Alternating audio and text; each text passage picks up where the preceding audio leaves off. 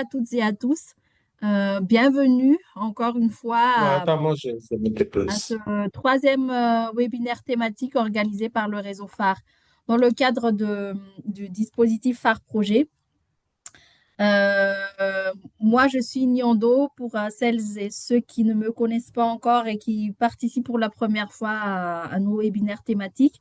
Je suis chargée de mission à la direction exécutive du réseau international phare. Et donc, j'ai coordonné le dispositif phare projet que je vais revenir très rapidement là dans mon introduction. Euh, et c'est moi qui vais animer, enfin piloter un peu l'animation de ce webinaire aujourd'hui. Donc, je suis présente avec mes trois collègues chargés de mission que je vais présenter, je vais me permettre si elles sont OK. Donc, il y a, comme tout à l'heure disait Monsieur Sarr, il y a deux Marie. Donc, il y a Marie Picard, donc Marie Picard qui secoue la main, Marie Bals et Audrey qui sont avec moi aujourd'hui. Alors, pour celles et ceux qui nous ont suivis depuis le démarrage, peut-être que vous allez apprendre un peu par cœur l'introduction. Mais pour les nouveaux et les nouvelles, je serai un peu obligée de reprendre un peu le contexte pour que ça soit un peu plus clair.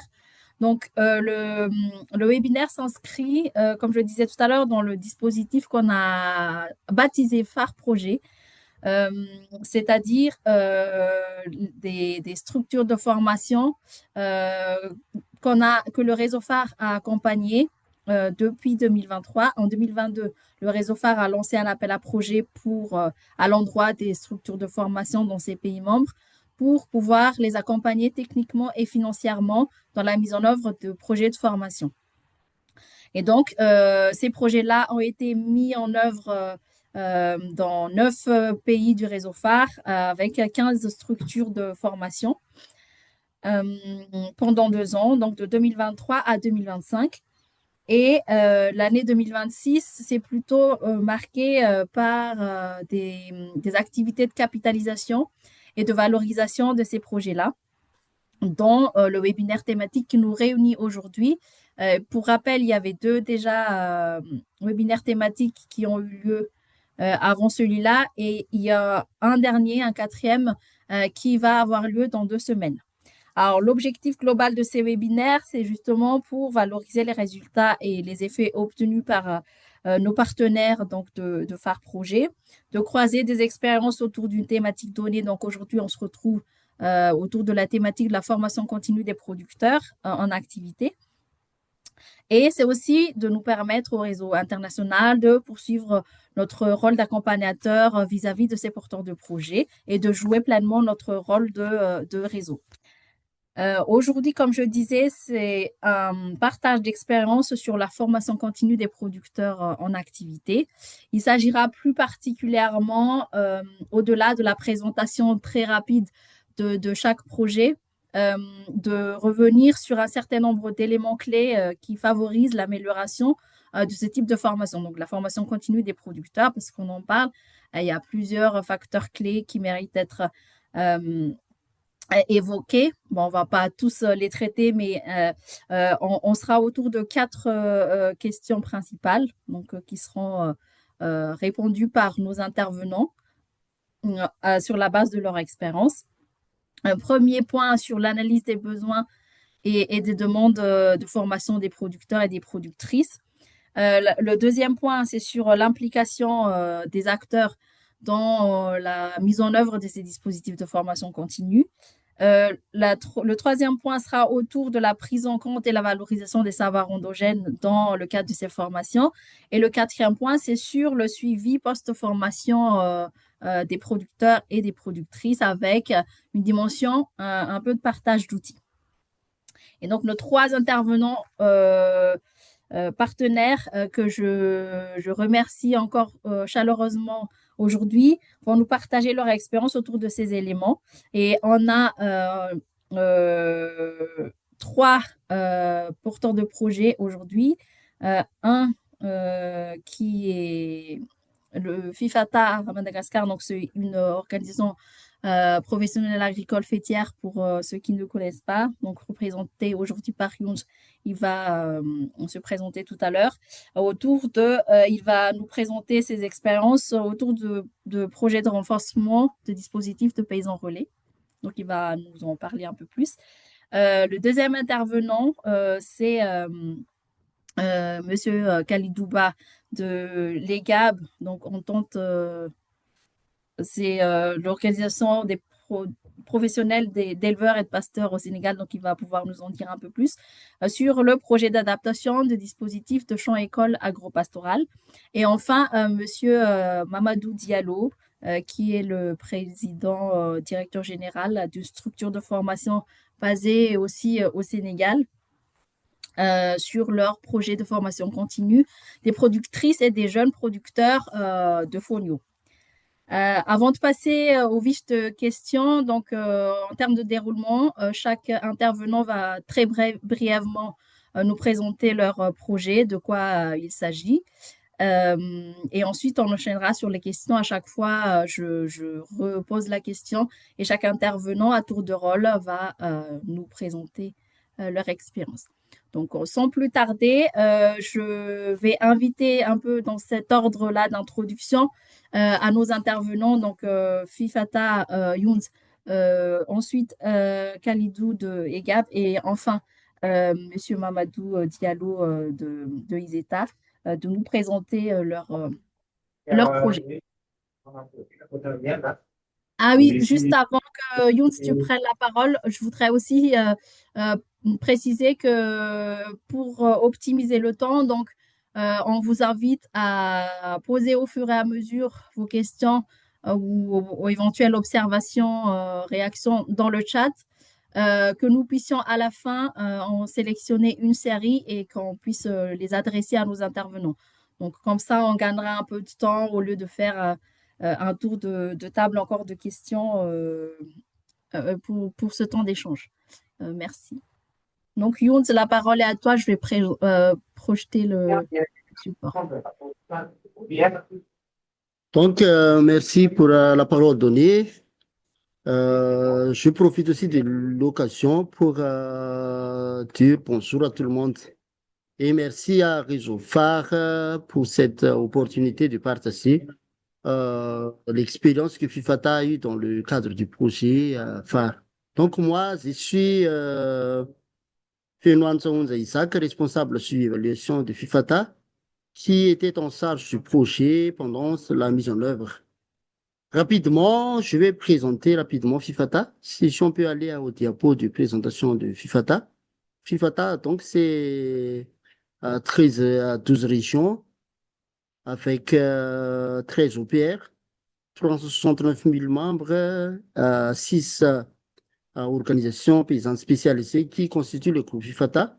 Et donc, les services autour de ça, c'est le renforcement de la gouvernance, la vie associative, services de conseil, de division technique, services de santé animale, agroécologie, environnement, post-récolte et commercialisation, intrants agricoles, FIFATASA, et il a aussi des services conseils juridiques.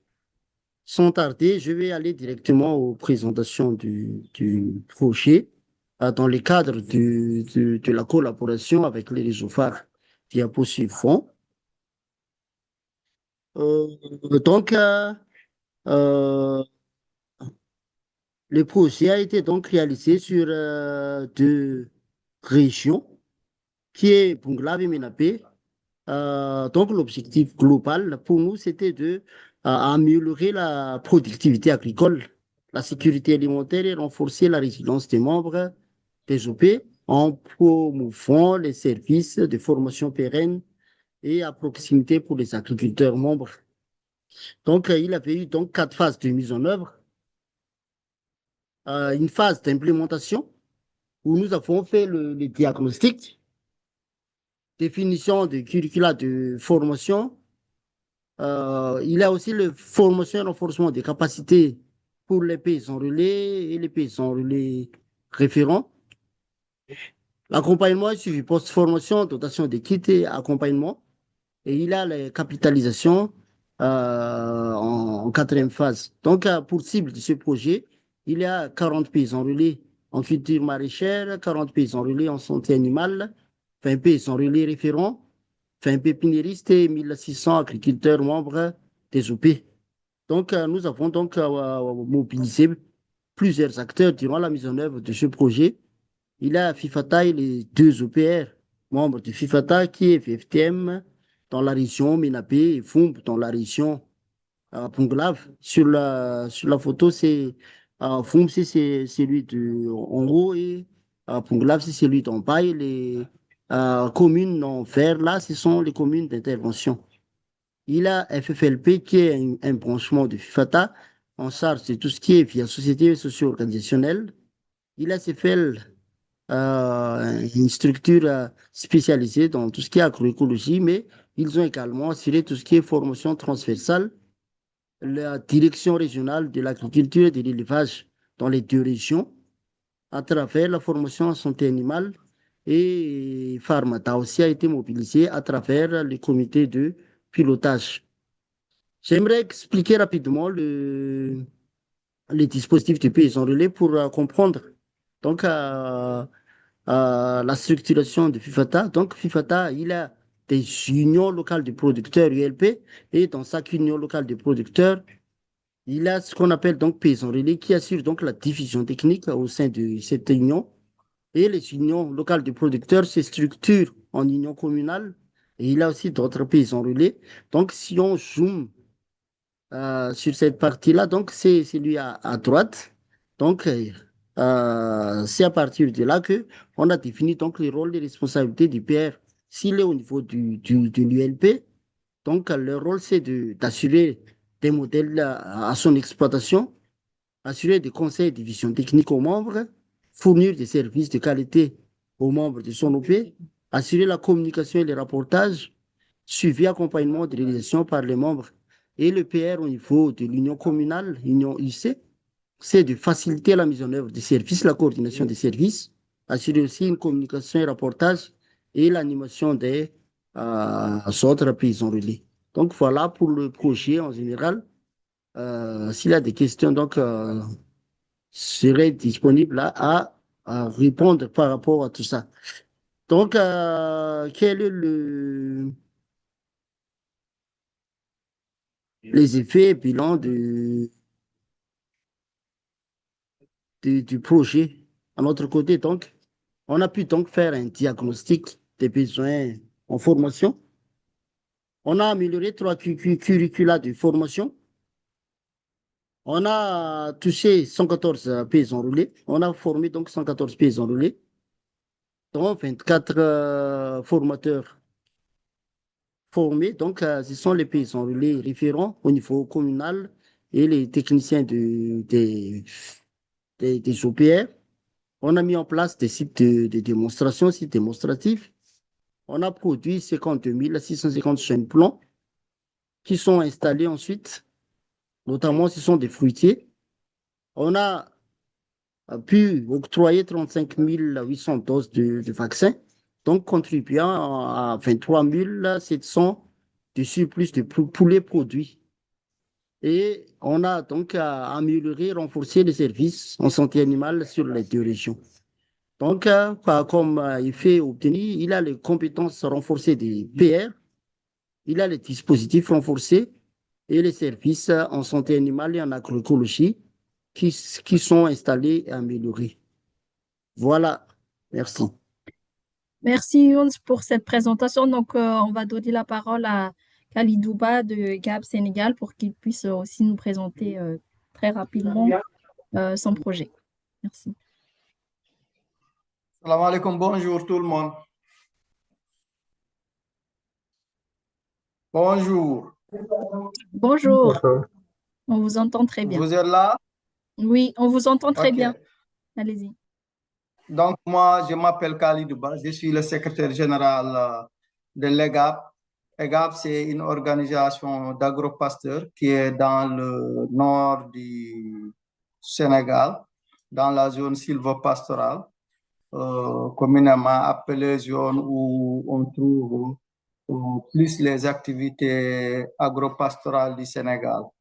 Donc, EGAP, c'est une structure qui a été créée en 1987, voilà, qui est aujourd'hui composée de 2096 membres. On avait travaillé avec la FAO sur les champs écoles agropastorales. Je reviens un peu sur l'historique, comment on est arrivé à mettre en place la formation des CAP.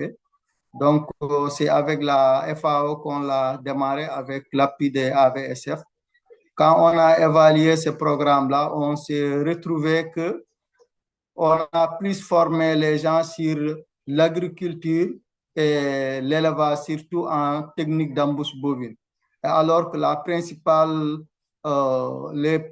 la principale cible de l'EGAP, c'était les pasteurs, surtout les membres de l'EGAP. Donc, on s'est dit que on va un peu rénover la formation, le curricula de formation des CAP.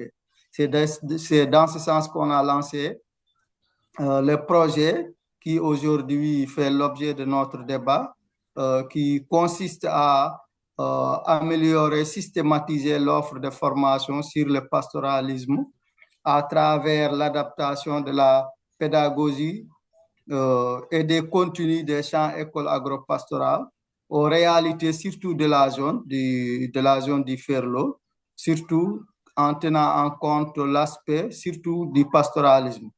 Donc, la cible principale, c'était les membres de EGAP, qui sont agropasteurs.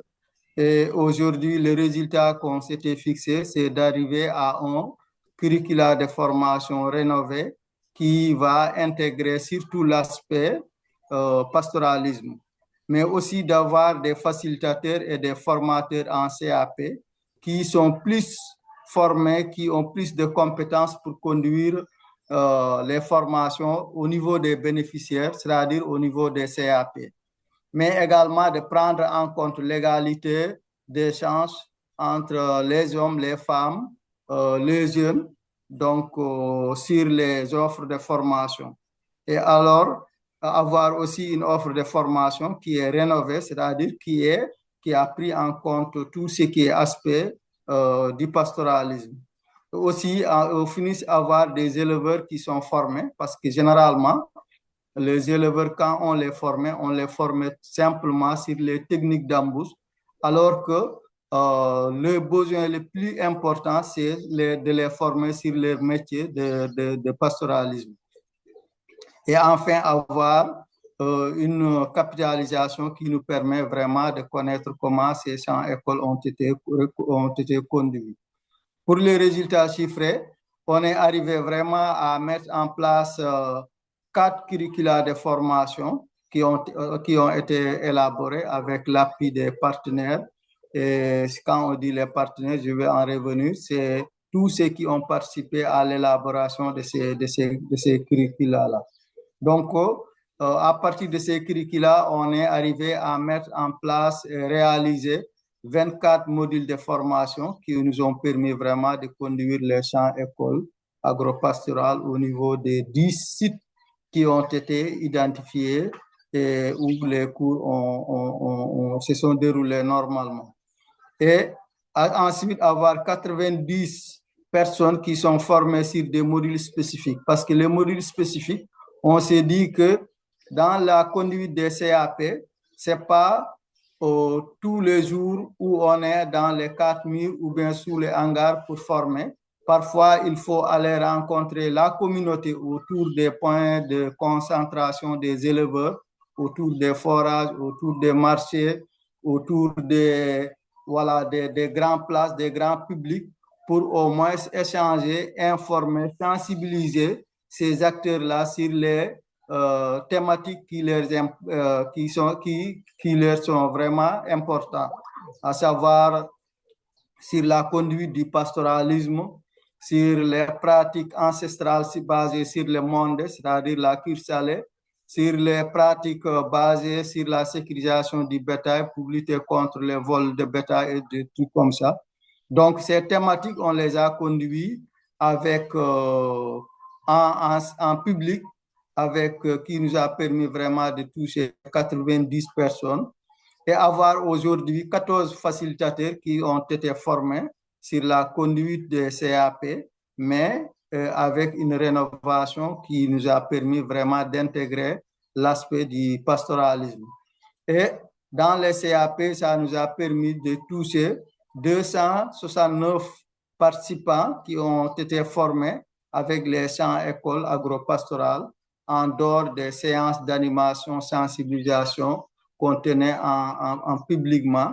Donc voilà aujourd'hui qui nous a permis vraiment d'avoir une offre de formation qui est rénovée, qui a pris en compte l'aspect du pastoralisme, qui a été révélé lors de l'évaluation des CAP avec la FAO comme un manquement dans la conduite de ces CAP. Donc, je peux dire qu'aujourd'hui, vraiment que c'est ça qui nous a permis de mettre en place la formation des CAP durant les 24 mois du projet, avec des rapports, avec des, comment dirais-je, des vidéos, et tout ce qui nous a permis vraiment de capitaliser le travail qu'on a fait dans la conduite des CAP. Merci beaucoup, Khalidou, pour cette présentation. Donc, je vais laisser la parole maintenant à Monsieur Mamadou Diallo pour qu'il puisse nous présenter à son tour le projet de formation continue des femmes et des jeunes producteurs de Fonio.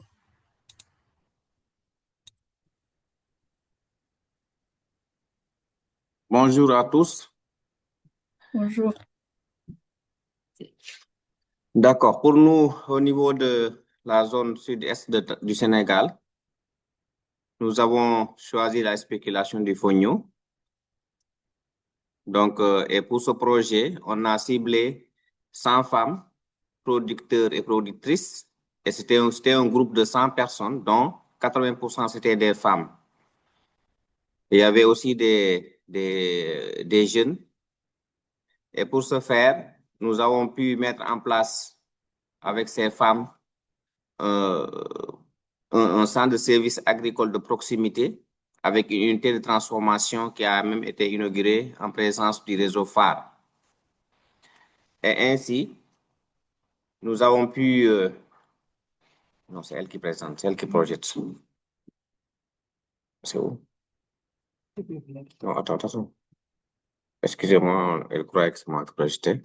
Donc, et de ce fait, parmi ces 100 femmes que nous avons eu à former, nous avons pu promouvoir l'entrepreneuriat agricole et l'incubation des 20 championnes ou champions producteurs et productrices de fonio en les accompagnant de manière spécifique pour le développement de leurs projets d'entreprise agricole. Et ce qui les a permis maintenant elles sont en train de produire des semences de fonio et en même temps, elles sont en train de faire une transformation de ces céréales qui est appelée le fonio. Et ainsi, nous les avons aidés à on a mis aussi en place des capsules vidéo sur lesquelles ces capsules peuvent être utilisées en e-learning et également aussi ces capsules sont partagées dans le groupe WhatsApp, donc dans les différentes techniques culturelles et parce que les différents modules, on a développé 13 modules de formation et dans ces 13 modules sont en français et en 2 autres langues locales. Parce que souvent, certaines d'entre elles ont des difficultés à comprendre le français et nous les avons mis en langue locale également, qui les permettent vraiment de revoir les techniques de production et de transformation. Slide suivant. Suivant. Je crois qu'on entame direct sur les questions. C'était Voilà. la seule présentation de votre projet. Donc oui, merci beaucoup, Monsieur Diallo, pour cette présentation. Donc on peut voir qu'on a 3 projets qui touchent la même thématique, mais quand même, on a une diversité entre les organisations professionnelles du secteur agricole, l'agropastoralisme, et puis maintenant une structure de formation qui octroie une formation continue à des productrices et des producteurs déjà en activité. Donc là, entrons dans le vif du sujet. La première question sur laquelle nos intervenants vont nous partager leur expérience, c'est comment est-ce qu'ils ont analysé et pris en compte les demandes de formation des productrices et des producteurs qui bénéficient de leur formation. Enfin, alors on dit productrices, producteurs. Pour FIFATA, par exemple, c'est les paysans relais. Donc, à tour de rôle, les trois intervenants vont répondre sur cette première question sur la base de leur expérience. Donc, toujours dans le même ordre d'intervention tout à l'heure. Donc, Younes, tu as la parole pour nous faire part de l'expérience FIFATA par rapport à la question de l'analyse. Merci, merci aussi d'afficher le diapo. Donc, pour nous, comment nous avons fait pour analyser les demandes et pris en compte les besoins en formation. Donc, ça a été fait donc à travers un diagnostic auprès des membres des OP, auprès de PR en place. Et on a fait donc des échanges avec ces personnes et visité leur exploitation, leur parcelle.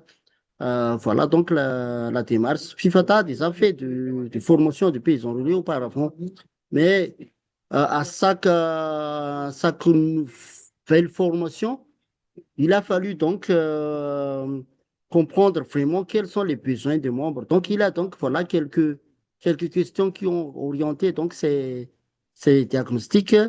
Quelles sont les situations des filières au niveau des EF? On a donc dû comprendre ça.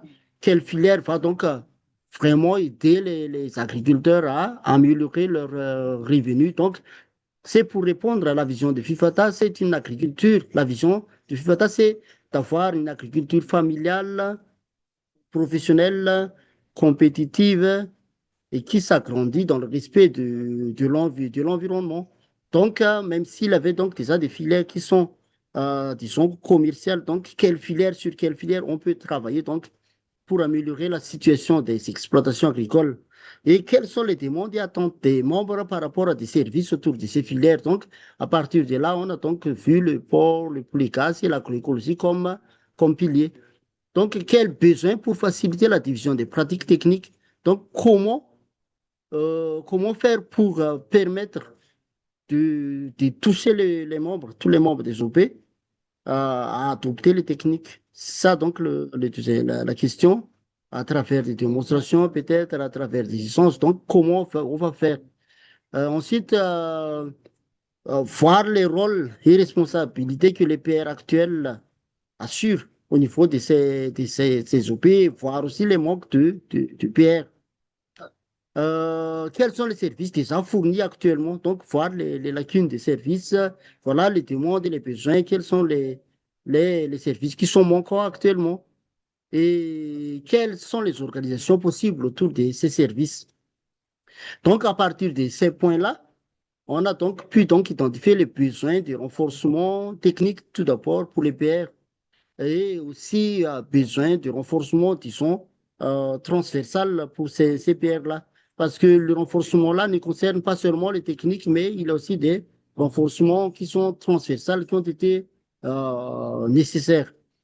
Donc, autre que tout ça, c'est comment ces PR vont donc faire pour avoir la reconnaissance au niveau de leurs OP membres. Parce que si on désigne donc un agriculteur pour accompagner d'autres agriculteurs, c'est pas évident. Mais il a fallu donc aussi tenir en compte cette question-là et aussi avoir la reconnaissance au niveau de la territoire, au niveau de la région, et que les entités territoriales reconnaissent donc ces PR et ainsi que son OP. Donc, si on peut poursuivre.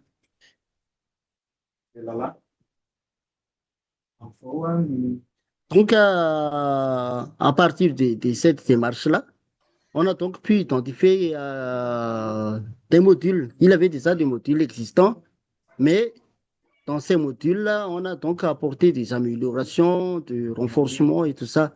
Donc, si on classe les modules rapidement sans aller dans les détails des modules, il y a des modules transversales, il y a des modules très spécifiques, par exemple la santé animale, il y a des modules techniques, pour améliorer la conduite d'élevage, pour instaurer l'agroécologie. Et il y a des modules que nous avons aussi appelés spécifiques pour les pairs référents, pour leur permettre donc d'assurer la gestion de services, la coordination de services et aussi d'avoir une posture d'aide pour les autres pairs. Donc, avec ces analyses-là, on a donc pu catégoriser les rôles, les responsabilités des pairs. Par exemple, l'organisation et mise en œuvre des services, la formation et division technique auprès des membres, le suivi et accompagnement technique des membres en lien avec leur filière, parce qu'un PR, c'est égal à une filière normalement. Et ensuite, avoir donc des capacités comme un référent en communication pour les membres, mais également pour la structure et une capacité en rapportage. Donc, les modules qu'on a améliorés, apportés comme amélioration, il y a les techniques agricoles sur l'agroécologie et les santé animale. Il y a aussi tout ce qui est planification des services et planification des activités. On a aussi amélioré tout ce qui est module de leadership par rapport à tout ça, module autour du rapportage et module autour de gestion d'exploitation. Donc, ces formations-là ont été ensuite réalisées en 2 sessions. Donc, les capacités qui ont été visées à partir de ces formations, c'est que après la formation, les PR seront capables donc de démontrer à haut niveau de leurs exploitations les techniques formées et de démontrer aussi que ces techniques sont économiquement rentables, compétentes à appliquer dans l'exploitation des membres à travers des enregistrements. Ensuite, il y a aussi la capacité de mettre en œuvre les services répondant aux besoins des membres. Il a aussi la capacité de diffuser les techniques au niveau des membres à travers la planification, à travers des démonstrations, à travers des mini-formations, à travers des sessions thématiques autour des filières. Il a aussi la capacité d'assurer la remontée des formations depuis les membres jusqu'au niveau régional et aussi de redonner les informations depuis le niveau régional, depuis l'OPR jusqu'aux membres. Et ensuite, il a la capacité de bien coordonner les services avec les PR référents. Voilà donc comment nous avons fait pour analyser et prendre en compte les demandes de formation des membres. Merci Merci. beaucoup, Younza, pour cette première intervention sur cette question qui illustre bien que malgré le fait que FIFATA est bien érudé dans l'exercice de formation et qu'ils ont déjà formé plusieurs paysans relais, cette partie où on se parle de diagnostic nous montre bien que il y a la nécessité de prendre les spécificités effectivement de chaque zone d'intervention, les besoins et la demande du territoire. Et pour chaque nouvelle formation donc, de paysans relais, FIFATA procède toujours à un diagnostic, enfin en tout cas une analyse des besoins et des demandes qui ne restent pas non seulement au niveau des paysans relais qui sont bénéficiaires direct de la formation, mais surtout à un niveau un peu plus bas, donc tout ce qui est demande des membres, étant donné que les paysans relais sont au service de ces membres d'OP de base. Je vais donner la parole ensuite à Khalidou, donc pour que de son côté, il puisse nous dire un peu aussi comment EGAB a procédé pour justement prendre en compte les besoins en formation de ses bénéficiaires, tant il nous a parlé de la rénovation du dispositif de champ école agropastorale. Donc, Khalidou, c'est à vous. Merci Niando. Donc nous, en premier lieu, on a fait une réunion de clarification de rôle et responsabilité, surtout avec les acteurs qui nous accompagnent. C'est-à-dire qu'on a d'abord tenu une réunion où il y a la présence de Farsen, la FONSO, Umundi, les partenaires qui nous accompagnent. C'est là où on a décidé de faire un contrat avec Farsen qui va nous accompagner sur l'élaboration technique des modules et les curricula. D'abord, on est revenu parce que dans les formations classiques, on n'a pas voulu vraiment nous inspirer de ce qui était déjà fait dans les écoles. Donc, nous, on a dit qu'on va rénover les formations au niveau des CAP. C'est là où on a organisé un atelier de diagnostic du territoire pour pouvoir comprendre comment fonctionnent les acteurs, les rôles sociaux, et les aspirations et les stratégies des agropasteurs afin d'identifier les besoins des bénéficiaires avec l'ensemble des acteurs. C'est là où on a eu un atelier avec les services techniques, les organisations d'éleveurs dans la zone, les partenaires techniques, les OP, tout ça. Donc, identifier véritablement où se trouvent vraiment les besoins en compétences pour élaborer ces modules-là. Les techniciens nous ont permis vraiment de sortir tout ce qui est revue documentaire sur les formations classiques. Les éleveurs ont exprimé vraiment leurs besoins en accompagnement, en renforcement des capacités, surtout les pratiques autour du pastoralisme. Il y avait aussi les collectivités territoriales qui ont été mobilisées pour vraiment voir les décisions autour du foncier pastoral et tout ça. Donc, c'est là où on est arrivé à avoir une masse d'informations qu'on a données aux FARCEN qui sont spécialisés dans le domaine de formation, qui sont répartis et revenir nous proposer un curricula et des modules de formation. Ça a été restitué, partagé, restitué, discuté avant d'être validé avec l'ensemble des acteurs. C'est à partir de là qu'ils sont repartis pour finaliser les modules de formation et revenir ensuite former les formateurs qui vont assurer la formation des facilitateurs. Donc, ils sont revenus, on a fait la formation des formateurs et la formation des facilitateurs des CAP, chaque facilitateur avec les 4 curricula autour du pastoralisme, parce qu'il y a beaucoup d'informations qu'on avait dégagées.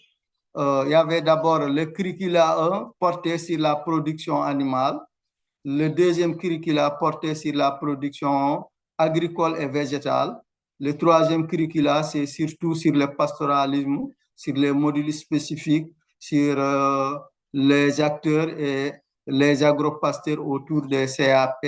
Et le quatrième module, c'est surtout la gestion des organisations. Parce qu'avec les éleveurs, on a vu qu'ils se sont organisés autour de ce qu'on appelle unité pastorale. Donc, il était important de les former. Comment tenir ces unités pastorales-là comme des organisations, comme un outil qui permet vraiment de fonctionner. Et là, après, quand on a formé les facilitateurs, ils sont repartis, chacun dans son CAP, parce qu'on avait identifié déjà 10 CAP qui devront être conduire les formations. Et chaque CAP va identifier par rapport à ces 24 modules-là, quels sont les modules qu'ils vont vraiment prendre en compte, qu'ils vont intégrer dans leur formation, parce qu'on ne pouvait pas les former dans les 24 modules. Donc, il faut les laisser sélectionner selon leurs priorités, selon leurs besoins. À partir des 24 modules-là, qu'est-ce qu'ils vont prendre en considération dans les formations.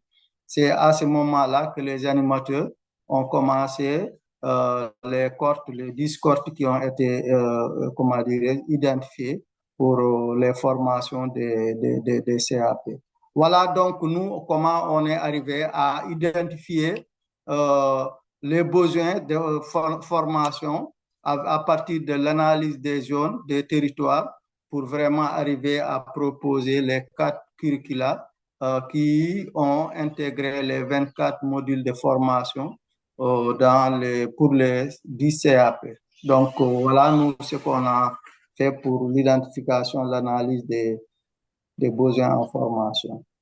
Merci. Merci beaucoup, Khalidou, pour cette intervention donc, qui nous montre que non seulement il parle de la demande émanant des éleveurs et des professionnels, mais il a aussi mentionné euh, tout ce qui est demande des acteurs économiques, les collectivités, donc tous les acteurs du territoire à différents niveaux.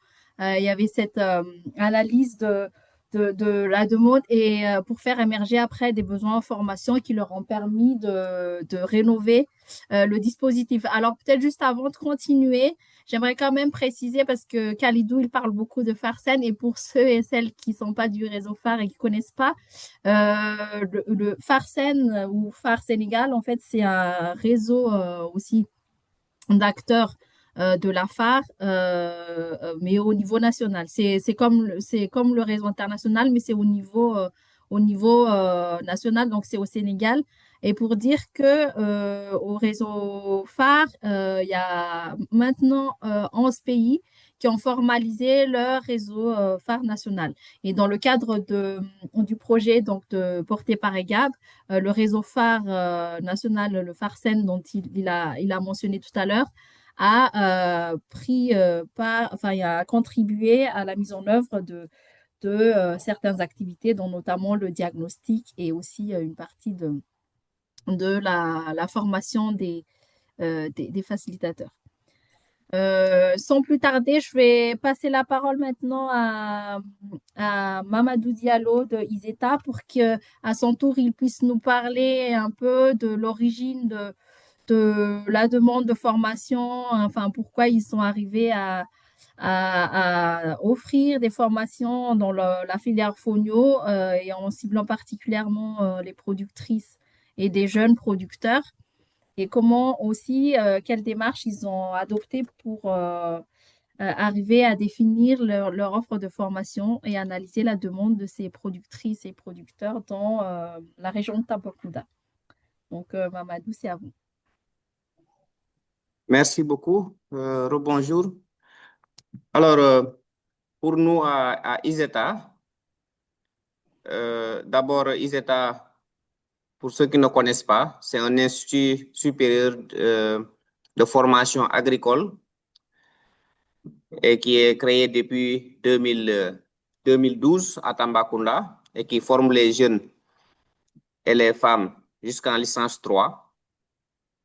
Alors, pour ce qui est de la démarche que nous avons utilisée, antérieurement, ISETA a eu une expérience avec d'autres partenaires, en l'occurrence SOS Sahel, qui est une ONG aussi française, avec laquelle on a eu à dérouler des formations dans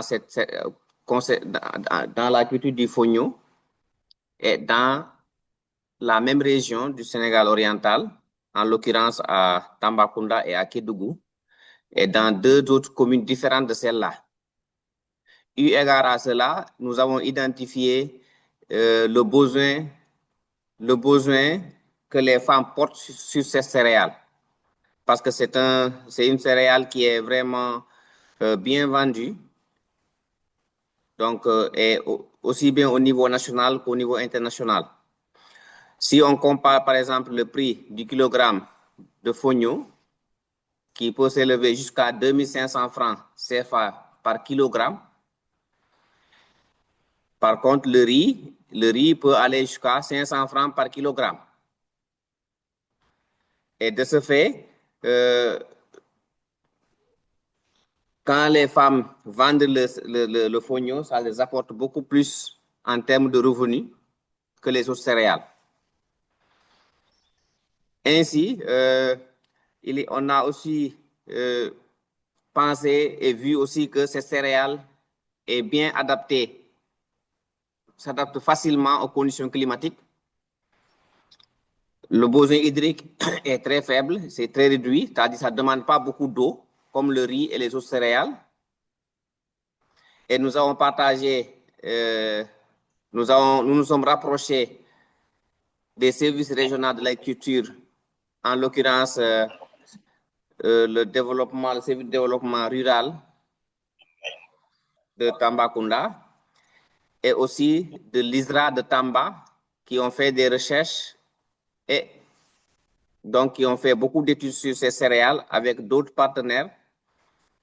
Et eu égard à cela, donc nous avons pensé vraiment nous réorienter. En fait, on sur numéro maɗa aɗa andi couper le micro. rawane nde Coupez votre jaaɗon micro.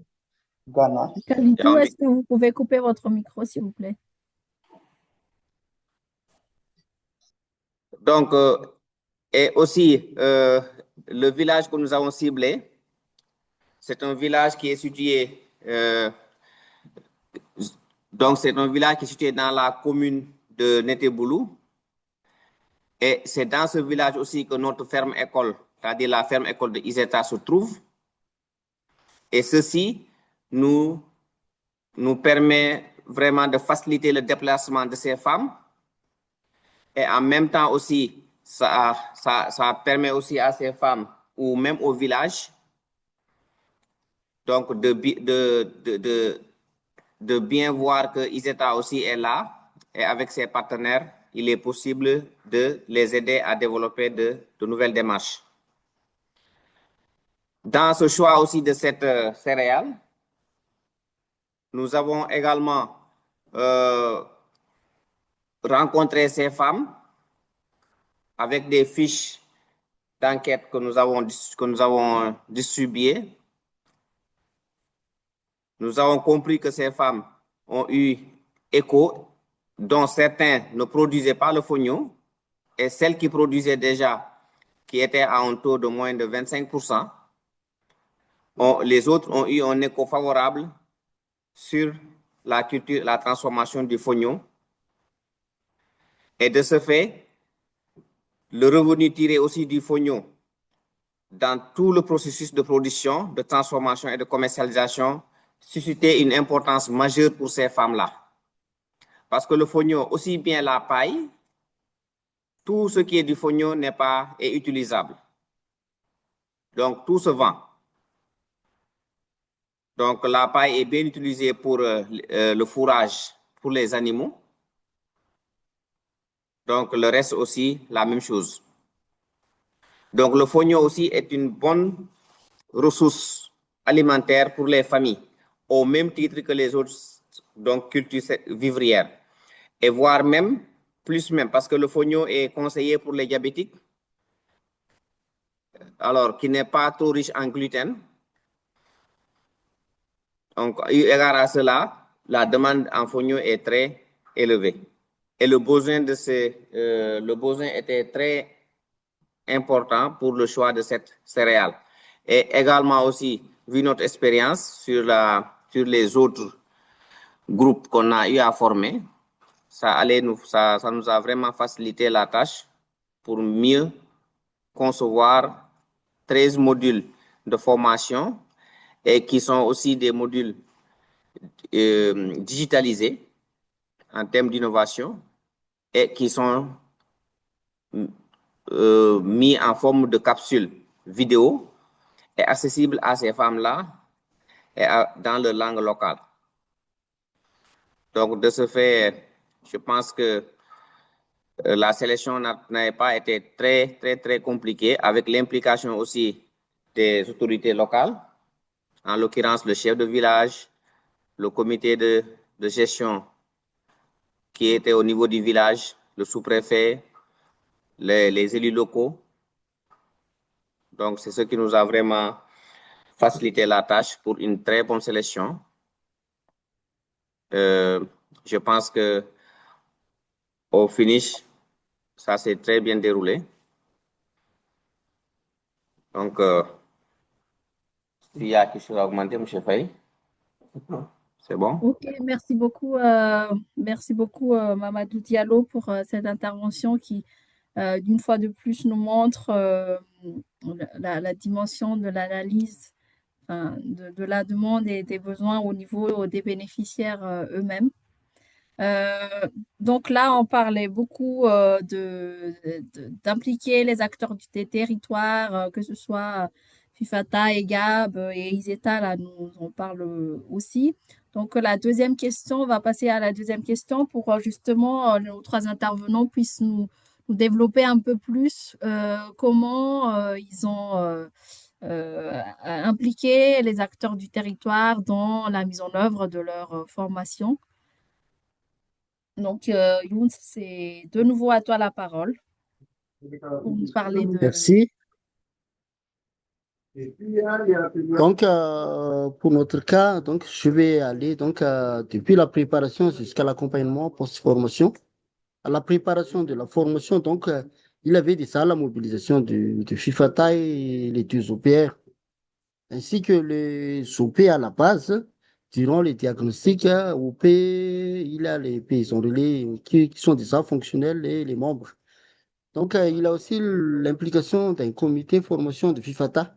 Donc, les résultats des diagnostics ont été donc apportés au niveau d'un comité formation qui est au niveau de FIFATA pour la définition de la formation suite au diagnostic. Ensuite, pour l'identification des PR qui vont aller à la formation, ce n'était pas nous qui ont identifié les PR pour assurer donc la reconnaissance, mais ce sont les OP qui désignent donc selon leur démarche, peut-être par élection, peut-être par nomination, les PR qui vont participer donc à la formation. Et donc, il avait aussi donc l'établissement de collaboration avec les RAE pour la reconnaissance des services et des compétences aussi des PR. Donc, il a aussi la mobilisation, par exemple, la collaboration avec FIMPIAMA, pour tout ce qui est aspect formation santé, formation technique d'élevage, collaboration avec CFL, effectivement, pour tout ce qui est agroécologie. Pendant la mise en œuvre de la formation, les formations ont été donc mises en œuvre par plusieurs acteurs, plusieurs structures, CFL, FIFATA, FLP, FIFATA. Il y a aussi les OPR qui ont participé dans la mise en œuvre de la formation. Il a les échanges avec d'autres OP du groupe FIFATA pour les activités du PR. Donc, ensuite, les PR qui ont été formés ont allé visiter des PR opérationnels pour voir comment ils fonctionnent. Et il a des mobilisations des compétences spécifiques comme en santé animale avec le TRAE, l'agroécologie avec CFL, conduite élevage avec FIPIAMA. Il a aussi la collaboration donc avec les vétérinaires mandataires du région à travers les TRAE. Ensuite, il y a l'accompagnement euh, post-formation. Donc, dans ces accompagnements post-formation, il a la mise en place des sites de démonstration, les organisations de services qui ont été donc faits avec FIFATA, avec les OPR, avec CFL. Il a la mobilisation de l'équipe du CFL. Il a aussi l'accompagnement réalisé par les OFAR à travers des visites, mais à travers un comité de pilotage du projet aussi, qui ont été mobilisés, donc les OFAR et tout ça. Et ensuite, il a donc, à travers des dotations de matériel, donc les fournisseurs du matériel ont été donc aussi un peu impliqués dans tout ça. Donc, comment on a donc fait? Il a donc la bonne identification des besoins, bonne préparation des interventions à travers l'implication de tous ces acteurs-là, bonne préparation des interventions. Il a aussi la mobilisation de plus de compétences qui a permis donc d'améliorer la qualité de la formation des intervenants qui changent tout le temps, qui apportent de nouvelles compétences. Donc, ça permet donc une formation active, dynamique et plus de pratique. Avec ces mobilisations de tous ces acteurs-là, on a donc pu avoir aussi la reconnaissance au niveau de l'OP, mais également au niveau de la région. Et comme impact de cette implication-là, c'est implication des acteurs locaux-là, c'est des services opérationnels. Donc, les services, même si nous n'intervenons pas, FIFATA ne fait rien, donc les services vont fonctionner au niveau de l'OP. Voilà. Merci beaucoup, Younes, pour cette intervention. Afin d'optimiser un peu le temps, je vais directement donner la parole à EGAB, puis après à Iseta pour qu'on puisse voir un peu de leur côté comment ça s'est fait au niveau de l'implication des acteurs, enfin le lien avec les acteurs du territoire. Donc, EGAB, à vous, et puis après, c'est pour Mamadou. Merci. Donc, nous, ce qu'on a fait, c'est identifier d'abord les acteurs qui devront nous accompagner dans ces formations. C'est là où on a identifié d'abord les collectivités locales, les collectivités territoriales qui assurent vraiment l'organisation et l'aménagement du territoire. Donc, tout ce qui est affectation, mise en place des couloirs de transhumance, comment dirais-je, délimitation des espaces de pâturage et les champs. Donc, tout ça, c'est de leur domaine. Donc, on a jugé vraiment nécessaire de les impliquer dans la mise en œuvre des formations. Mais également les services techniques qui sont nos techniciens en santé animale, en agriculture, aux eaux forêts. Donc, tous ces acteurs, ces services techniques en cadre qui pourront vraiment nous accompagner dans la mise en œuvre des formations. On les a intégrés. C'est là où vous verrez dans la conduite des CAP, parfois dans les modules spécifiques, on fait intervenir un technicien en santé animale qui va nous faire une communication sur certaines maladies et surtout sur tout ce qui est l'aspect santé animale. C'est là aussi on fait appel peut-être à Ankar qui va nous parler des techniques de production et autres. Donc, c'est comme ça qu'on a. Donc, on dit qu'on aura besoin de tous ces acteurs-là, vaut mieux de les impliquer d'abord dès le début dans la mise en œuvre des activités de formation. Mais également les partenaires techniques et financiers qui sont dans la zone, qui ont certaines expériences dans la conduite des formations avec les agropasteurs. On les a mis aussi dedans. Et il y a la FONCS aussi, comme nous, on est membre de la FONCS. On est membre de RBM, qui est un réseau sud-ouest africain pour les pasteurs. Donc, on les a impliqués également parce que ils nous ont l'habitude de nous accompagner méthodologiquement et dans le suivi des activités. Et aussi Farsen, à qui on a confié tout ce qui est aspect élaboration, accompagnement dans la formation. Donc, on l'a mis aussi dedans. Mais également, les organisations pastorales, d'agropastorales qui sont dans la zone, qui pourront peut-être être intéressés par les modules qu'on a élaborés, mais aussi recueillir leurs expériences dans la mise en œuvre des formations qu'ils ont eu à conduire dans leurs organisations. Donc, on les a mis dedans. Et les comités et sous-comités, parce que quand on parle de EGAP, EGAP est composé à la base de sous-comités qui sont des cellules au niveau village et ensuite les comités au niveau intervillage. Donc, on les a associés parce que c'est à leur niveau où on va identifier les bénéficiaires des CAP et les bénéficiaires des modules spécifiques. Mais également, on n'a pas laissé en rade les radios communautaires parce que tout ce qu'on fait, c'est relié par les radios communautaires à travers des émissions qu'on anime parfois pour sensibiliser plus davantage dans les modules de formation. Donc, voilà les différents acteurs qu'on a vraiment impliqués et chacun à quel niveau on l'a impliqué et pourquoi aussi on l'a impliqué dans la mise en œuvre du projet. Merci. Merci beaucoup, Khalidou. Mamadou, c'est à vous.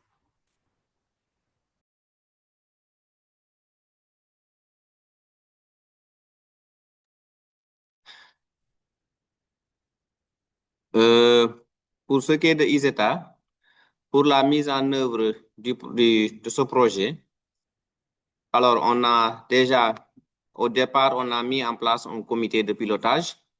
Au début, on est parti rencontrer le chef de village et le maire. Nous avons discuté avec les responsables du village. On a mis en place un comité d'abord de pilotage. Et sur ce comité, il y avait des membres qui étaient des délégués qui étaient choisis par le chef de village lui-même et son équipe. Il y a aussi les membres du groupement des femmes. Il y a aussi des membres du conseil communal et une équipe de ISETA. Et de ce fait, quand le comité est mis en place, nous avons pris l'initiative de lancer le projet. Et avant le lancement du projet, nous avons élaboré des lettres d'invitation à l'atelier de démarrage du projet. Donc, ces lettres d'invitation ont été envoyées au sous-préfet, à la mairie, au gouverneur, aux services techniques et des autres ONG que nous avons pensé demain peuvent s'intéresser à ces femmes. Et ces mêmes lettres aussi ont été envoyées à ces mêmes membres qui sont venus inaugurer l'unité de transformation donc des femmes qui a été mise en place par le projet et avec la participation de FAR et de FARSEN, que je remercie au passage M. Sarr. Et ceci aussi ça a créé vraiment une tache d'huile. Aujourd'hui, ces femmes, toute personne qui passe et qui est en face de la nationale, tout le monde voit le tableau et cette unité qui est là et qui encourage aussi les autres. Et de ce fait, depuis la fin de ce projet, il y a même 2 autres ONG qui sont venus renforcer notre accompagnement pour ces femmes. Et en même temps, aujourd'hui, même le cas de l'électrification, ça a permis même, une demande a été adressée au service régional de la Sénélec, donc dont la zone est gérée par la ERA. Ils ont électrifié le village. Donc, tout ceci les permet maintenant d'avoir du courant sans pour autant pour utiliser leurs matériaux qui demandent de l'énergie. Nous avons aussi partagé les outils de collecte avec les autorités. Donc, et des lettres d'information du niveau d'exécution du projet. Ça veut dire quoi? Pendant le déroulement du projet, il y avait des phases d'évaluation que nous mettions en place avec FAR et on informait en permanence les autorités. Donc, les autorités étaient informées. C'est pourquoi ils étaient trop dynamiques et très donc, disponibles pour nous dans toute la phase du déroulement du projet. L'engagement du préfet qui était lui-même présent pendant la phase de l'inauguration, de l'unité de transformation, que ce soit le préfet, du maire, du chef de village. Donc, quant à la facilitation de l'accès aux délibérations de parcelles pour les groupements de femmes formés et incubés. Aujourd'hui, ils les ont déjà délibéré un espace où elles ont mis leur unité de transformation. Elles ont aussi actuellement un jardin communautaire. Donc, ce jardin communautaire-là, et la délibération a été faite facilement par l'appui du maire et du préfet. Les autres ONG sont en train de les accompagner sur ça. L'engagement aussi du DRDR et de l'ANCAR pour la mise en relation avec d'autres ONG. Donc, grâce à eux, l'ONG qui est venue les accompagner pour la mise en place du jardin communautaire, tout ceci aussi a été facilité par le DRDR et aussi il y a l'ANCAR et les autres ONG et les autres structures qui étaient présentes pendant l'inauguration. Et également, ceci a permis aussi une visibilité du projet.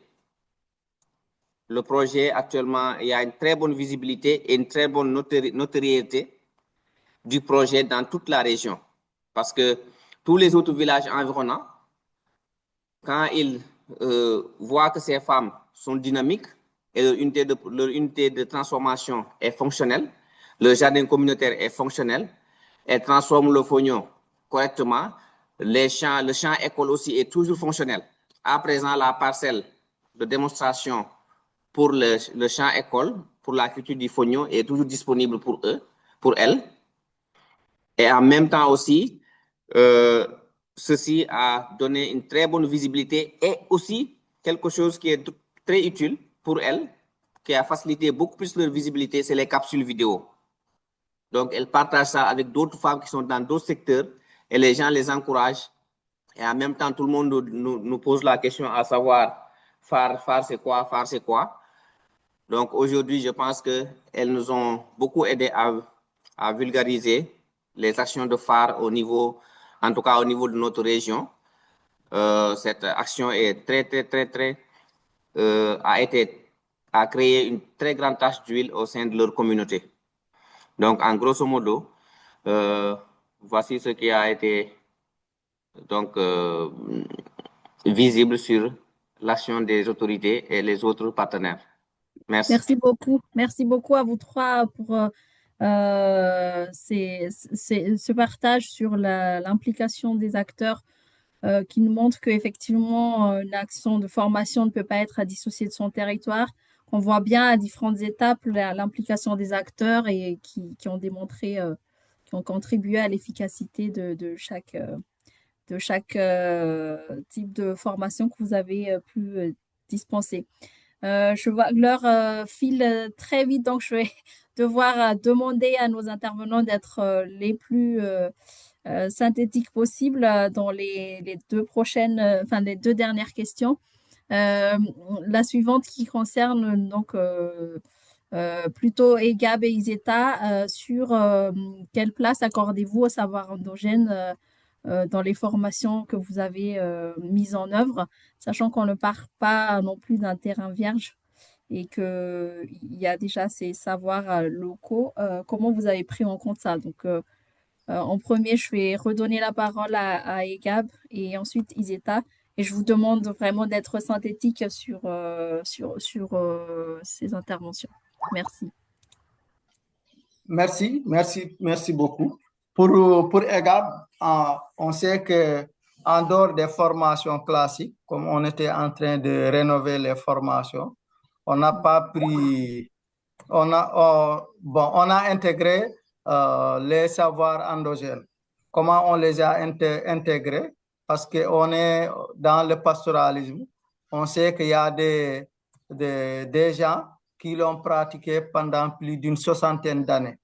Donc, pourquoi pas dans les modules spécifiques, dans les, les rencontres, dans le grand public, inviter un grand éleveur qui va nous faire une communication sur certaines pratiques du pastoralisme. Si je peux citer la transhumance, qui est vraiment un phénomène très récurrent et qui est une pratique vraiment très courante.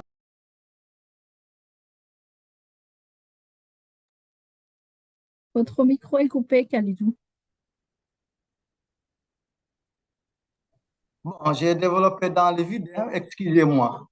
Donc, je dis que EGAB, nous, on a bien intégré les savoirs endogènes parce que nous ne sommes pas toujours dans les formations classiques.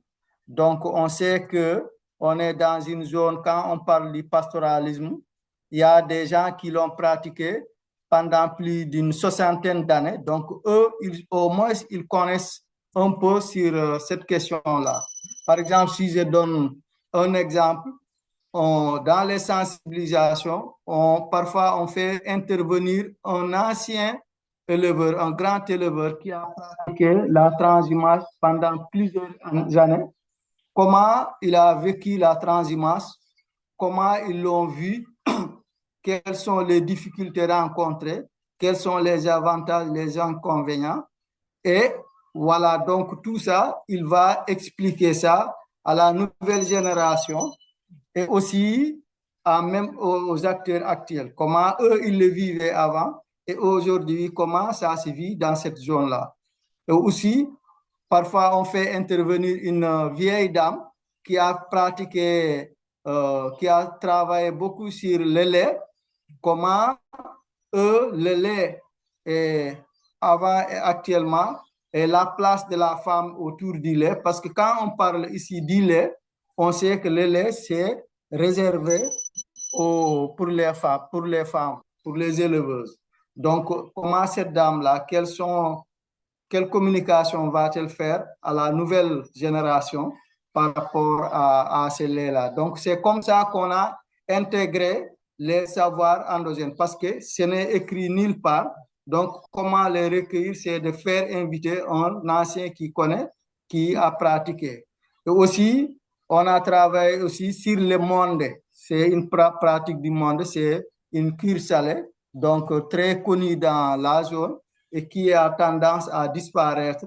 On fait intervenir quelqu'un qui a des connaissances ancestrales sur la pratique, sur les pratiques du monde, comment il le faisait, comment sont les avantages et pourquoi vraiment intégrer ça comment faire pour renaître ça dans la zone. Donc, c'est comme ça qu'on a intégré les savoirs endogènes des anciens. Merci. Merci beaucoup.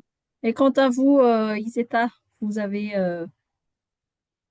comment vous avez fait par rapport à cette question de la prise en compte des savoirs endogènes?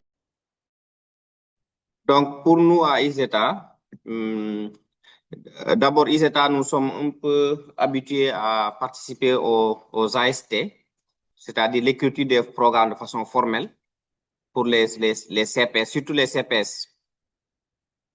Alors, nous avons élaboré ce qu'on appelle l'analyse de situation du travail, qui est appelée AST, avec la participation des cibles, des services techniques. Donc, il y avait certains délégués du service technique et aussi des formateurs. Et ceci a permis de ressortir des savoirs endogènes, donc qui ont été intégrés dans les compétences du métier. Donc, de ce fait, les femmes qui étaient présentes lors de l'AST ont défini certaines tâches. Ces tâches étaient définies en opération et en sous-opération. Et chaque phase du métier, dont une partie était déclinée toujours en compétences. Donc, quand on parle de compétences, maintenant, on va un peu entrer sur la partie beaucoup plus académique, en éléments de compétences et en objectifs pédagogiques spécifiques. Donc, voici comment nous l'avons décliné et qui nous a permis maintenant à élaborer 13 modules qui ont constitué le référentiel de formation de ce métier. Merci. Merci beaucoup. Donc, je vais passer directement à la dernière question pour terminer sur les interventions et permettre quand même un temps d'échange avec au moins une petite série de questions pour les participants. Et on peut peut-être y revenir s'il y a des questions relatives à ces questions de savoir endogène. Donc, la dernière question concerne les démarches de suivi post-formation. Comment avez-vous fait? Quels outils pourriez-vous partager par rapport à ça? Donc, la question s'adresse plutôt à Fifata, donc Younes, et puis après pour EGAP. Donc, Younes, tu as de nouveau la parole et pareil, je te demande aussi d'être le plus concis possible. Merci. Merci pour la parole donnée. Donc, pour nous, pour le suivi post-formation, c'est donc comment nous avons donc mesuré l'impact de ces formations. Donc, au niveau de l'exploitation du PR déjà. Donc, on observe et accompagne les adoptions des techniques améliorées. Pour être PR, la première condition pour être PR, c'est donc d'adopter les techniques. S'il ne fait pas les techniques dans son exploitation, donc ça le disqualifie donc en tant que PR. Donc ensuite, peut-être pas forcément une planification individuelle qui est disponible dans un cahier ou sur un emballage. Donc nous aussi, on a donc mis en place un cahier de suivi technico-économique pour la filière auquel il est assigné PR. Donc pour voir donc la rentabilité de ses actions. Ensuite, au niveau de son organisation à la base, quels sont les outils mobilisés pour diffuser les pratiques techniques? Est-ce qu'il a des PDM? Est-ce qu'il a des CEP? Est-ce qu'il a des visites? Est-ce qu'il a des pages, autres supports pour faire la diffusion et quelle est la modalité de diffusion? Donc, ça va permettre aussi de voir la capacité d'animation et de transfert de compétences du PR. Et ensuite, il a la mise en place d'un cahier de gestion des services, par exemple, la gestion des demandes de vaccins, c'est comment on s'organise tout ça. Et ensuite, voir qui sont les membres qui adhèrent au service, donc avoir donc une liste des membres qui a commandé combien de services, qui a produit quel nombre de poulets, qui a produit quel nombre de jeunes plants, quelle quantité de d'intrants liquides, par exemple. Ensuite, au niveau de l'OP, quelle est la participation des services au niveau, participation au service au niveau de l'OP? Quel est l'impact du service? Est-ce que ça a permis de produire combien de têtes de poulet? Et est-ce que les membres de l'OP adoptent donc les pratiques nouvellement formées ou à adapter les pratiques? Ensuite, au niveau vis-à-vis de l'OP régional, l'EPR doit donc faire de la communication et de rapportage. Donc, ça va nous permettre donc de voir quelles sont les qualités de leur rapportage, qualité de la communication qu'il amène. Est-ce qu'il participe activement dans la coordination des services, dans la mise en œuvre des services? Et il a des regroupements régionaux ponctuels. Donc, ces regroupements régionaux ponctuels vont permettre donc de faire les bilans des réalisations, mais également de mettre à jour les formations s'il a besoin. En synthèse, donc, nous, on fait des suivis. Les résultats sont suivis par l'OPR à travers les techniciens. Ensuite, il y a des suivis ponctuels qui sont réalisés par CFL ou FIFATA ou d'autres partenaires. Il y a des bilans de réalisation et des mises à niveau. Et toutes ces données-là sont stockées au niveau d'une base Excel, au niveau de l'OPR et ensuite au niveau de FIFATA.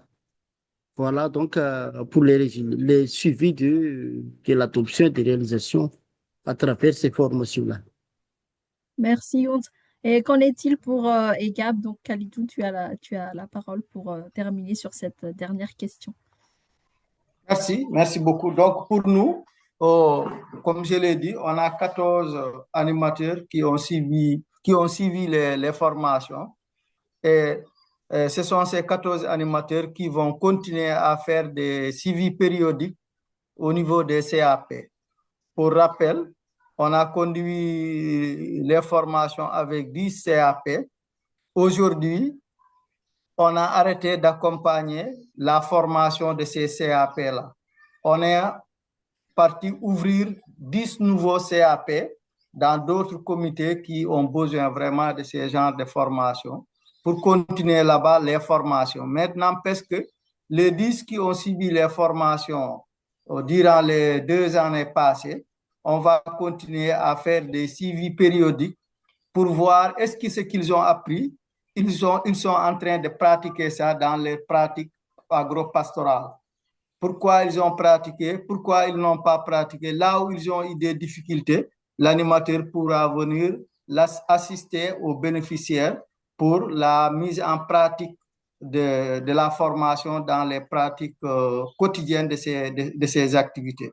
Donc, nous, on continue à suivre les bénéficiaires des 10 CAP passés dans la pratique pour intégrer vraiment ce qu'ils ont appris au niveau des CAP, au niveau des exploitations, dans l'activité des exploitations agro-pastorales.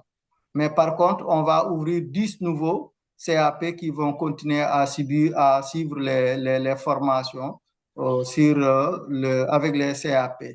On utilise aussi l'outil bilan simplifié des exploitations familiales parce que c'est un outil qui nous renseigne comment évoluent les activités au niveau des exploitations familiales. Et là, on verra que est-ce qu'ils ont pratiqué ce qu'ils ont appris au niveau des CAP. Si c'est pratiqué, on verra que nettement, il doit y avoir une visibilité, c'est-à-dire que ça doit impacter sur l'activité des exploitations familiales. Donc, c'est un outil quand même qui nous permet de renseigner toute la famille, les activités et les postes de dépenses les plus marquants dans l'activité des exploitations familiales.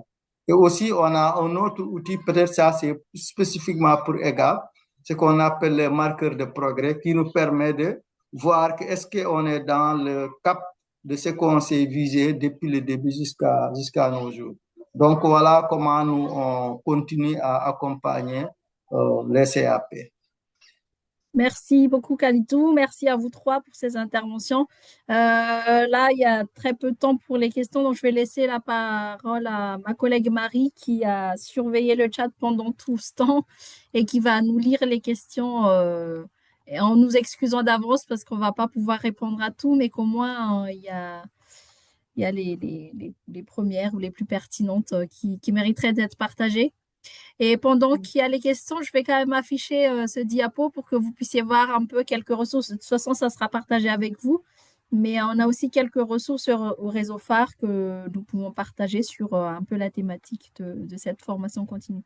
Donc, Marie, la parole est à toi. Merci beaucoup, Niando. Merci à tous Mhm. les contributeurs, les présentateurs de ces expériences. Donc, j'ai relevé effectivement quelques questions dans le chat. Merci à vous pour d'avoir aussi participé à travers cet outil. Donc, j'en ai relevé une en fait par intervenant et une qui concerne tous les intervenants. Euh, et j'en aurai une dernière, si le temps le permet, on verra. Alors, la première question, c'est donc Abisata qui pose la question à Ouns de Fifata. Quelle est la différence, revenir un peu sur la différence entre paysan relais référent et paysan relais local, et notamment aussi quelles sont les mesures en fait d'accompagnement et de rémunération des paysans relais. C'est aussi une question qui est revenue avec d'autres participants. Donc ça, c'est la question pour Fifata.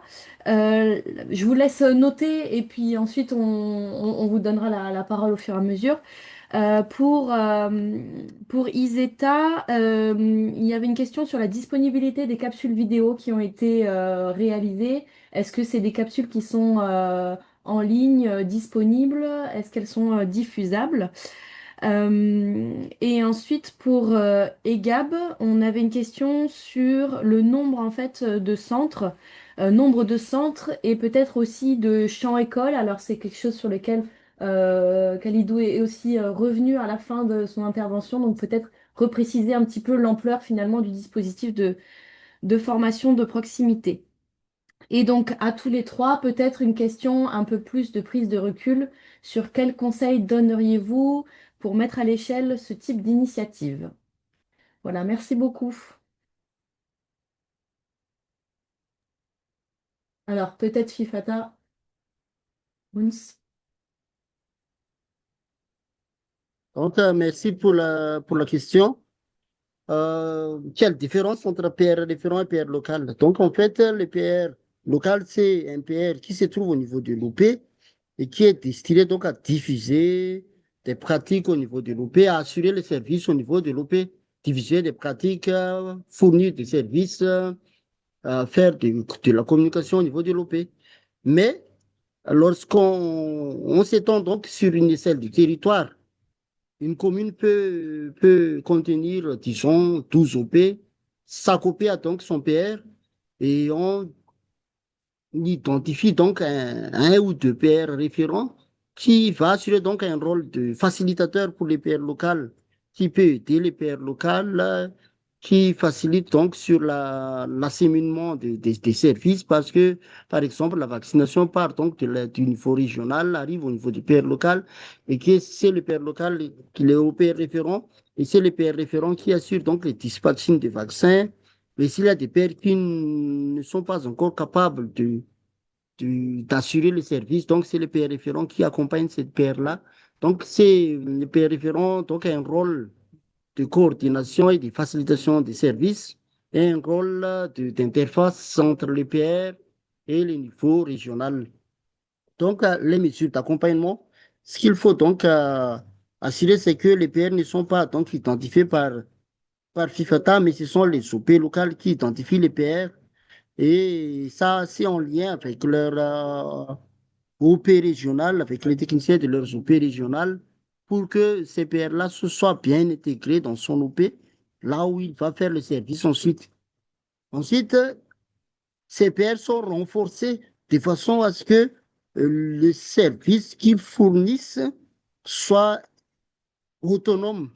On renforce les capacités des PR apporter les services, avoir les capacités de diffusion, et qu'ensuite, ces services ne sont pas portés par un projet, ne sont pas portés par FIFATA, mais c'est l'OPR, enfin, qui l'OP de base, qui porte les services.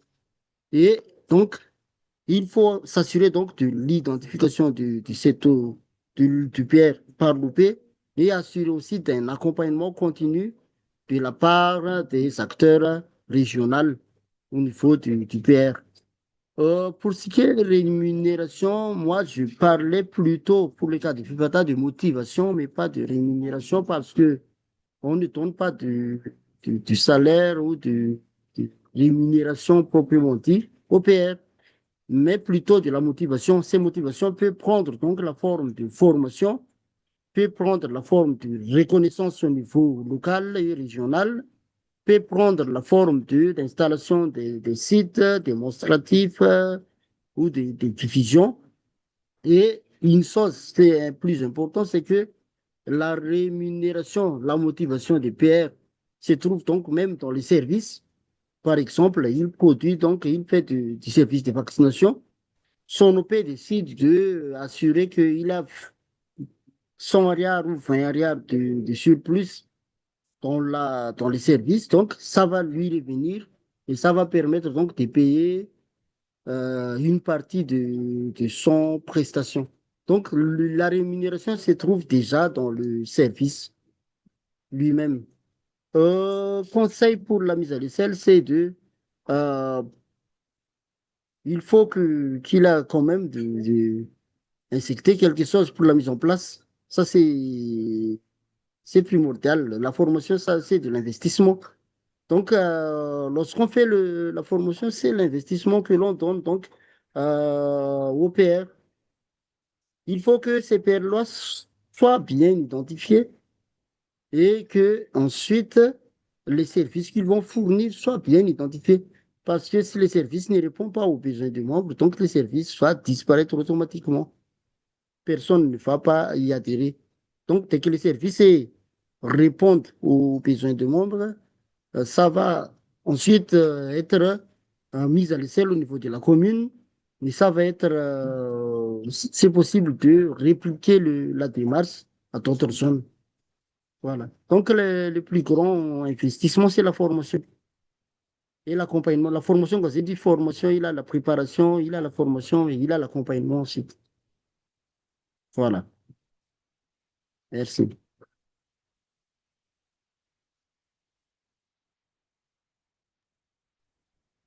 Merci, Younes. Je ne sais pas si Marie, tu parles, mais le micro est fermé, en tout cas.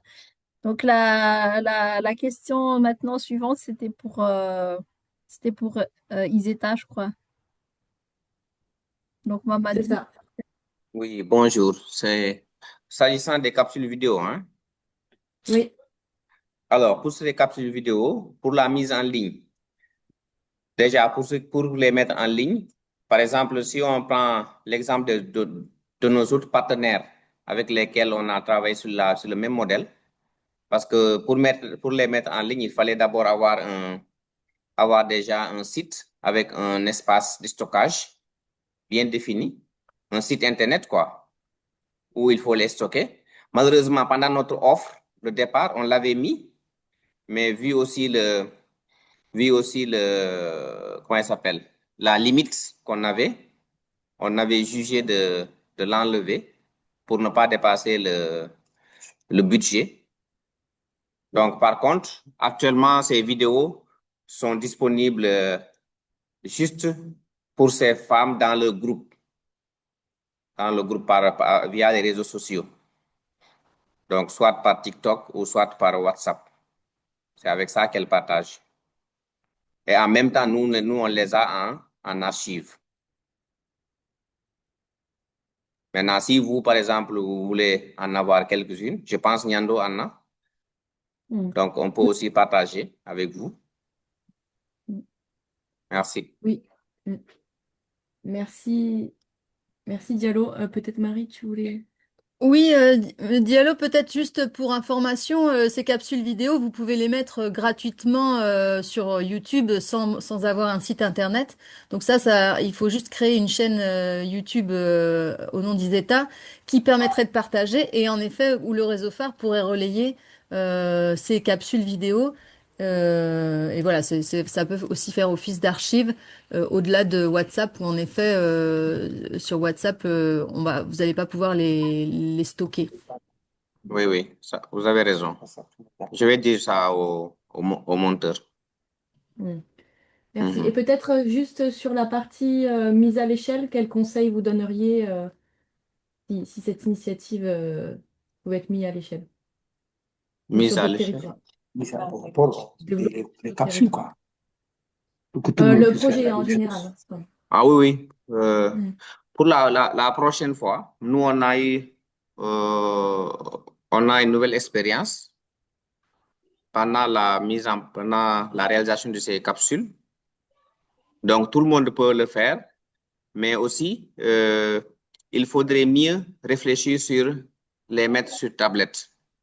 Parce qu'actuellement, on est en train de travailler avec un autre partenaire dans un autre domaine où nous sommes en train de mettre à la disposition des apprenants des tablettes avec puces intégrées. Donc, tous les modules sont mis sur une puce et qui est intégrée sur la tablette. Et de ce fait, on les laisse avec, sans pour autant les mettre en ligne ou pas, qu'elles soient dans un réseau où il y a Internet ou pas, elles peuvent les suivre.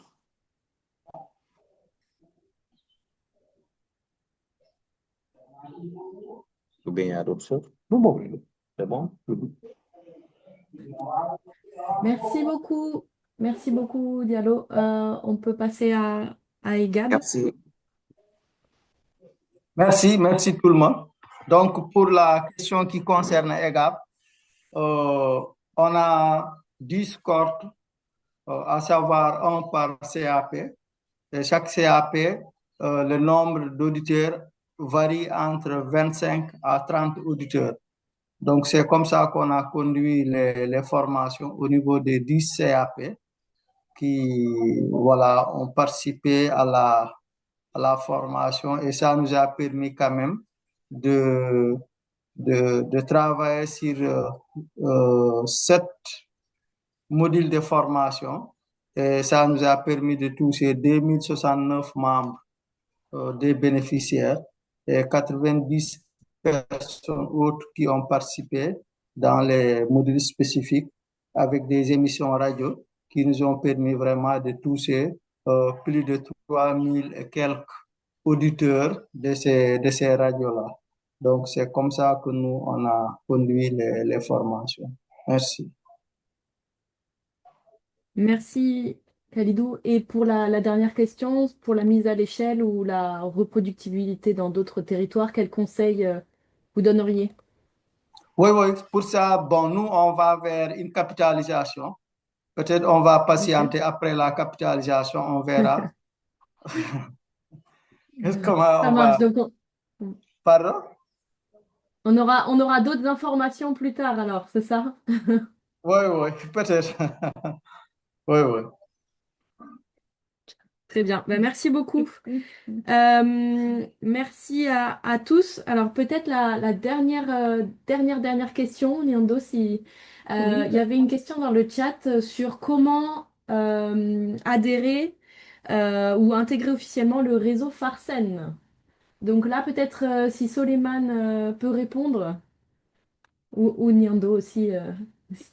Bon, comme Souleymane, il est avec nous, je veux pas être plus royal que le roi. Donc, Souleymane, si tu veux bien répondre à cette question, tu as la parole. Merci.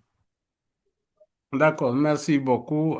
Pour adhérer à Farcel, il suffit juste de se signaler et de prendre contact avec soit le président ou le trésorier et de prendre une carte à 5 000 francs plus 10 000 francs de cotisation annuelle si c'est une personne physique. Par contre, si c'est une association, un groupement, c'est 10 000 francs la carte et 15 000 francs la cotisation annuelle qu'il faut verser. Et dès que vous versez, on vous intègre dans le groupe WhatsApp et vous commencez à suivre les activités. Et s'il y a une activité, un atelier, etc., on vous invite selon votre convenance ou vos spécialités. C'est ça. C'est très simple. Merci Souleymane. Et peut-être pour préciser un peu où avoir les contacts des personnes. Parce que sur le site du réseau phare, on a le président, mais je pense pas qu'on ait, on ait toutes les personnes dont tu mentionnes. Bon, les personnes, c'est Souleymane Sarr. Je peux mettre mon contact sur le chat. Et dès qu'il me contacte, euh, je lui donne les coordonnées du trésorier. Et quand il a fini avec le trésorier, le trésorier me prévient ou m'envoie la copie de son reçu et je l'intègre directement dans le groupe du réseau. Très bien. Merci Donc, beaucoup Souleymane. Oui, donc tu vas mettre ton contact sur le chat et comme ça tout le monde aura. j'ai mis 614 12 92 77. Ok, très bien, bien noté. Euh, donc je pense que là on a déjà un peu dépassé le temps, donc désolé pour ce dépassement, mais on est toujours tiraillé entre la volonté de vouloir, enfin la volonté de répondre à plusieurs questions, de mettre quand même un peu d'échange à la fin et le temps qui est quand même limité pour ne pas non plus avoir à faire un webinaire de 2-3 heures. Donc on va devoir s'arrêter là. Après, comme les précédentes fois, on essaie de partager quand même les contacts des intervenants. Et comme ça, même au-delà du webinaire, si vous avez des questions qui vraiment vous taraudent, vous pouvez vous mettre en contact. Et encore merci à nos 3 intervenants pour ce partage d'expérience très riche, un sujet qui, une fois de plus, intéresse beaucoup de personnes. Et merci aussi à tous les participants et les participantes qui sont restés attentifs et attentives jusqu'à la fin, qui ont participé aussi à cet échange via les questions. Et nous, on va partager enfin, le replay et les supports de présentation avec donc les contacts, comme je le disais tout à l'heure. Et pour ceux que ça intéresse, on se retrouve dans 2 semaines sur la thématique de l'ingénierie de formation, toujours dans le cadre de Phare Projet. Donc, vous allez recevoir les informations y relatives très prochainement. Et sur ce, je souhaite une bonne suite de journée à toutes et à tous. Et encore merci. Merci Merci beaucoup. beaucoup. Merci Merci. beaucoup. Merci, bonne Merci aux journée. intervenants. Au revoir. Merci beaucoup à tous. On reste à l'écoute pour la suite. Merci. À la prochaine. À la À la prochaine. prochaine. À la prochaine. Ouais,